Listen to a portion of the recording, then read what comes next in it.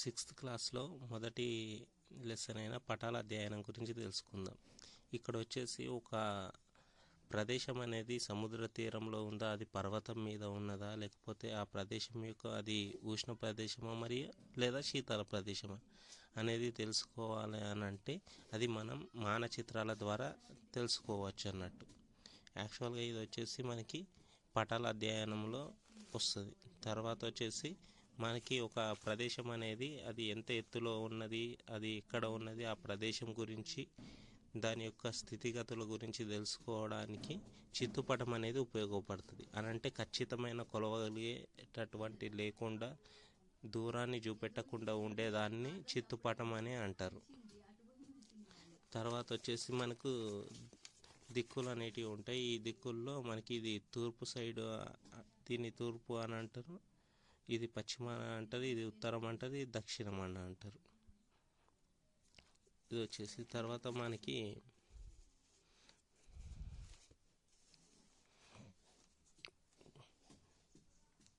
మనకు స్కేల్ అని అంటారు. స్కేల్ అని అంటే మనకి వాస్తవంగా పటంలో చూపెట్టిన దానికి మరియు చిత్తుపటంలో చూపెట్టిన దానికి మధ్య ఉండే వ్యత్యాసాన్ని నిష్పత్తిని స్కేలు అంటారు.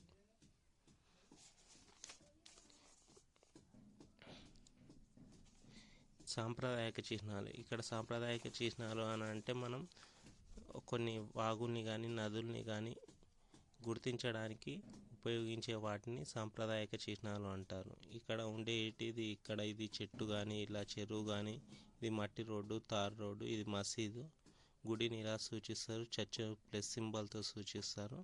ఇది వచ్చేసి మనకి ఫస్ట్ లెసన్. సెకండ్ లెసన్ వచ్చేసి గ్లోబు, భూమికి నమూనా. భూమికి నమూనా అంటే భూమి ఇలా ఉంటే దీనికి నమూనాగా గ్లోబ్ని తీసుకుంటారు అన్నట్టు. ఈ భూమి అనేది మనకి గుండ్రంగా ఉండదు, గోళాకారంలో ఉంటుంది. మనకి గ్లోబ్లో ఖండాలు, మహాసముద్రాలు, ప్రపంచంలోని అన్ని దేశాలని కూడా మనకి ఇందులో చూపిస్తూ ఉంటుంది. మనకి భూమి మీద అధిక భాగంలో మొత్తంగా మహాసముద్రాలు అనేటివి ఎక్కువగా ఉండడం వల్ల మనకు భూమి అనేది నీలాకారంగా కనిపిస్తుంది.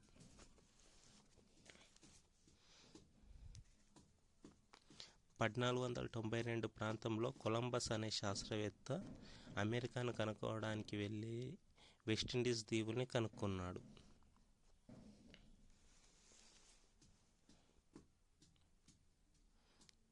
తర్వాత భూభ్రమణం, భూపరిభ్రమణం. భూమి తన చుట్టూ తాను తిరిగితే భూభ్రమణం అని అంటారు. ఇది పడమటి నుంచి తూర్పుకి తిరుగుతుంది. ఈ భూభ్రమణానికి వచ్చేసి 24 గంటల టైం పడుతుంది. భూపరిభ్రమణం అంటే భూమి తన చుట్టూ తాను తిరుగుతూ సూర్యుని చుట్టూ కూడా తిరగడాన్ని భూపరిభ్రమణం అని అంటారు. దీనికి 365 1/4 డేస్ పడుతుంది. ఇలా భూమి తన చుట్టూ తాను తిరిగేదాన్ని ఏమంటారు అని అంటే కక్ష్య అని అంటారు. యాక్చువల్గా మనకి 7 ఖండాలు ఉంటే అంటార్కిటికా ఖండం అనేది మంచుతో కప్పబడిన ఖండంగా మనం చెప్పుకోవచ్చు. మనకు 5 మహాసముద్రాలు కూడా ఉంటాయి. అందులో మొదటిది వచ్చేసి పసిఫిక్ మహాసముద్రం, రెండవది వచ్చేసి అట్లాంటిక్ మహాసముద్రం, మూడవది వచ్చేసి హిందూ మహాసముద్రం, నాలుగవది వచ్చేసి అంటార్కిటిక్ మహాసముద్రం, ఐదవది వచ్చేసి ఆర్కిటిక్ మహాసముద్రం. అలాగే మన ప్రపంచంలో వచ్చేసి 7 ఖండాలు ఉంటాయి. ఒకటి వచ్చేసి ఆసియా, రెండవది వచ్చేసి ఆఫ్రికా, మూడవది వచ్చేసి ఉత్తర అమెరికా, నాలుగవది దక్షిణ అమెరికా, ఐదవది అంటార్కిటికా, ఆరవది ఐరోపా, ఏడవది ఆస్ట్రేలియా. ఆసియాలో అతిపెద్ద ఎడారి వచ్చేసి సహారా ఎడారి. ఆఫ్రికాలో ఎక్కువగా ఉష్ణోగ్రతకు లోనయ్యే ఎడారి ఏదంటే లిబియా ఎడారి, ఇది తర్వాత వస్తుంది. దక్షిణ అమెరికాలో సతత హరిత అరణ్యాలు ఉంటాయి, ఇది కూడా తర్వాత వస్తుంది మనకి. అంటార్కిటికా అనేది మంచుతో కప్పబడిన ఖండం. ఆస్ట్రేలియా అనేది చివర ఉండే చిన్న ఖండం మరియు ఇందులో కంగారు అనే జీవులు అనేటివి ఫేమస్. తర్వాత మనకు అక్షాంశాలు. భూమికి అడ్డంగా గీసిన వాటిని అక్షాంశాలు అని అంటారు. ఇవి మొత్తం వచ్చేసి మనకి 90 ఉంటాయి. అడ్డంగా గీసిన వాటిని అక్షాంశాలు అని అంటారు. ఈ అక్షాంశాలు అనేటివి భూమిని 2 భాగాలుగా విడదీస్తాయి. మధ్యాహ్నం ఉండే దాన్ని భూమధ్య రేఖ అని అంటారు. ఇది అతిపెద్ద అదైనది. తర్వాత పైన ఉండే భాగాన్ని ఉత్తర ధ్రువం అని, కింద ఉండేదాన్ని దక్షిణ ధ్రువం అంటారు. తర్వాత వచ్చేసి రేఖాంశాలు అంటే నిలువుగా గీసిన వాటిని రేఖాంశాలు అని అంటారు. ఇవన్నీ పొడవుగా ఉంటాయి. మొత్తం వచ్చేసి 360 ఉంటాయి. తూర్పుకు 180 ఉంటాయి. పశ్చిమానికి 360 ఉంటాయి. గ్రీనిచ్ రేఖాంశం అని అంటే 0 డిగ్రీస్ రేఖాంశాన్ని గ్రీనిచ్ రేఖాంశం అని అంటారు. ఇంకొకటి వచ్చేసి అంతర్జాతీయ దినరేఖ. ఇది 180 డిగ్రీల తూర్పు పశ్చిమ రేఖాంశం.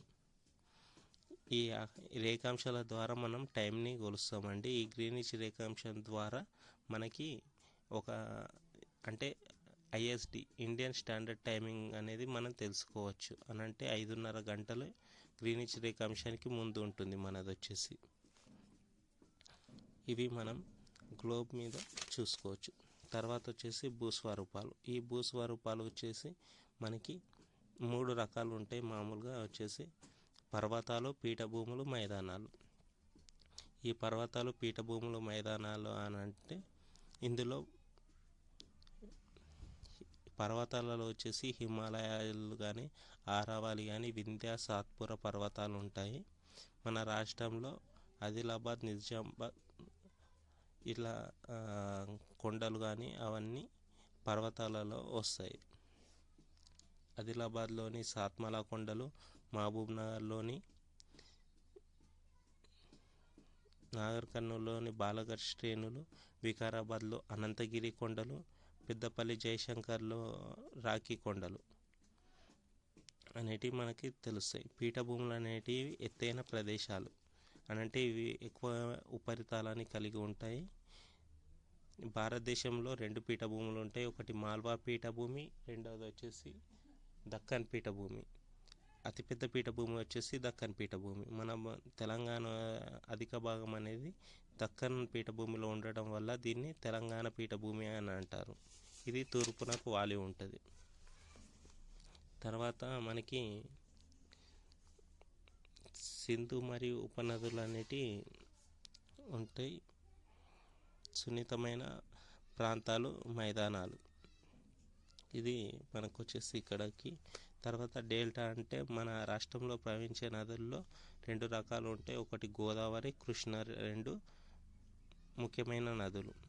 ఇవి గోదావరి నది వచ్చేసి మనకి నిజామాబాద్ జిల్లా, నిర్మల్ జిల్లా బాసర వద్ద మన రాష్ట్రంలోకి ప్రవేశిస్తుంది. డెల్టా అనేది త్రిభుజాకారంలో ఉంటుంది. సముద్రంలో కలిసే ముందు అనేక చిన్న చిన్న పాయలుగా విడిపోవడాన్ని డెల్టా అని అంటారు. నీటితో కొట్టుకువచ్చే వరద మట్టిని హ్యూమస్ అని అంటారు. తర్వాత కృష్ణా జిల్లాలోని ఒక గ్రామం పెర్మకూరు.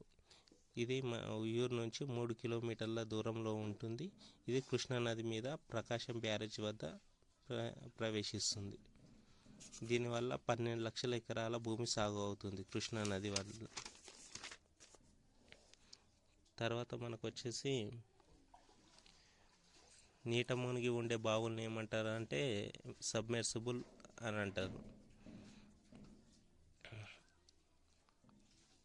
తర్వాత మనకి 1997, 2006, 2009 సంవత్సరాల్లో కృష్ణానదికి భయంకరమైన వరదలు వస్తాయి.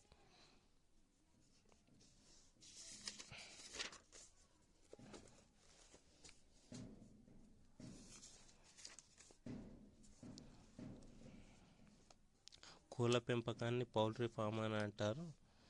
ఇది మనకి ప్రతి ఊళ్ళలో కనపడేది.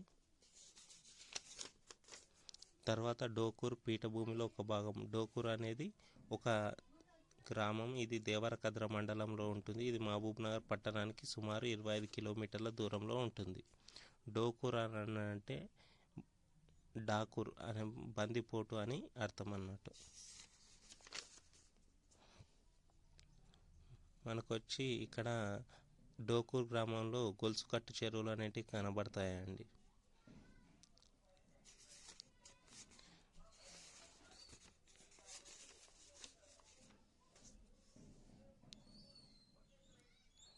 అక్టోబర్ జనవరి నెలల మధ్య రబీ పంటలు అనేటివి వేస్తారు.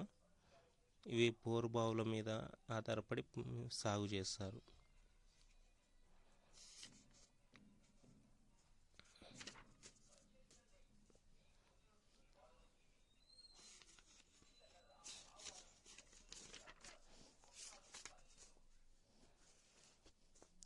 పెనుగోలు ఒక కొండల్లోనే ఒక గ్రామం. మనం పెనుగోలు అనేది వచ్చేసి మనకి డక్కన్ పీఠభూమిలో ఒక భాగంగా ఉంటుంది. ఇది తెలంగాణలోని కొండలు వచ్చేసి పశ్చిమ కనుమల్లోనివి. అలాగే మనకి పెనుగోలు అనేది వాజేడు మండలంలో ఉంటుంది. ఇక్కడ వచ్చేసి బోగత జలపాతం అనేది మనకి కనబడుతుంది. ఇక్కడ కోయ భాష మాట్లాడే వాళ్ళే అధికంగా ఉంటారు. కోయ భాష మాట్లాడే వాళ్ళు అధికంగా ఉంటారు.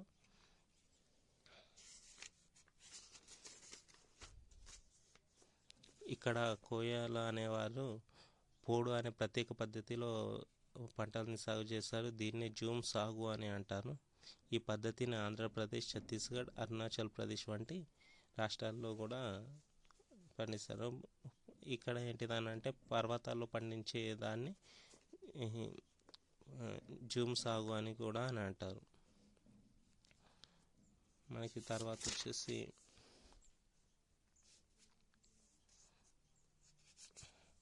ఈ గ్రామస్తులు ప్రకృతి దేవతల్ని పూజిస్తారు. చింత చెట్టు కింద ఉండే ముత్యాలమ్మ రాతి విగ్రహాన్ని పెనుగోలు ప్రజలు అనేవాళ్ళు పూజిస్తారు.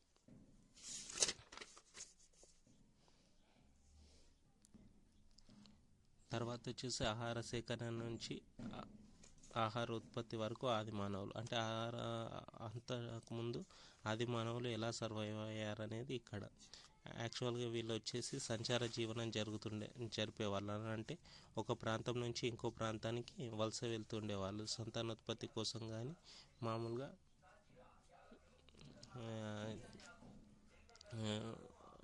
బ్రతకడానికి కానీ వాడేవాళ్ళు. రాతి పనిముట్లు అని అంటే వీళ్ళు పెద్ద పెద్ద రాతి పనిముట్లు వాడేవాళ్ళు. అని అంటే చేతితో చేసిన అనంటే రక్షణ కోసం కానీ లేకపోతే వేట కోసం కానీ పనిముట్లు అనేటి మాంసం కోయడానికి, భూమిలోంచి దుంపలు తెంపడానికి కానీ పనిముట్లు వాడేవాళ్ళు. ఇందులో పెద్ద రాతి పనిముట్లు ఉంటాయి, చిన్న రాతి పనిముట్లు ఉంటాయి. పెద్ద రాతి పనిముట్లను సూక్ష్మరాతి పనిముట్లు అంటారు. చిన్న రాతి పనిముట్లను సూక్ష్మరాతి పనిముట్లు అని అంటారు. తర్వాత ఇందులో చిత్రకళ కూడా వాళ్ళు చేయడానికి అవకాశం ఉన్నది. కొన్ని సేకరించిన దాని మీద కొందరి రాజుల యొక్క పద్మనాయక రాజుల చిత్రకళ అనేది ఒక ప్రత్యేకత కలిగి ఉంటుంది. తర్వాత వీళ్ళ జీవితంలో వేటాడడం అనేది ముఖ్య అవసరం అన్నట్టు. తర్వాత వచ్చేసి ఆహార సేకరణ నుంచి ఆహార ఉత్పత్తి 12,000 సంవత్సరాల నుంచి మాత్రమే మానవులు ఆహారాన్ని పంటలు పండించడం ద్వారా సంపాదించుకున్నారు. అంటే అంతకుముందు వచ్చేసి ఏం చేసేవాళ్ళు అని అంటే వాళ్ళు ఓన్లీ దుంపల్ని కానీ కాయల్ని కానీ తినుకుంటూ ఉండేవాళ్ళు. తర్వాత శీతోష్ణ స్థితిలో వచ్చిన ఒక గొప్ప మార్పు వల్ల వాళ్ళు ఆహారాన్ని పండించుకోవడం, జంతువుల్ని పోషించుకోవడం మరియు మచ్చిక చేసుకోవడం ద్వారా జంతువులతో పని చేసుకునే సౌలభ్యం అనేది మనకి కుదిరింది. స్థిర జీవనం కూడా ఏర్పాటు చేసుకున్నాం. అంటే ఒక ప్రాంతం నుంచి ఇంకొక ప్రాంతానికి వలస వెళ్లకుండా ఒకే దగ్గరనే ఉంటూ కొన్ని జంతువులు మచ్చిక చేసుకుంటూ అక్కడనే పంటలు పండించుకుంటూ ఒకే దగ్గర ఉండేవాళ్ళు. తర్వాత వచ్చేసి మనకి కొత్త రాతి పనిముట్లతో వ్యవసాయం చేసిన కాలాన్ని నవీన శిలాయుగం అంటారు. ఇది నాగర్ కర్నూలు జిల్లా అమ్రాబాద్లో లభ్యమైన చెక్కకు బిగించిన రాతి గొడ్డలి. ఇది మహబూబ్ నగర్ జిల్లా సేరుపల్లిలో లభ్యమైన నవీన శిలాయుగం నాటి రాతి పనిముట్లు.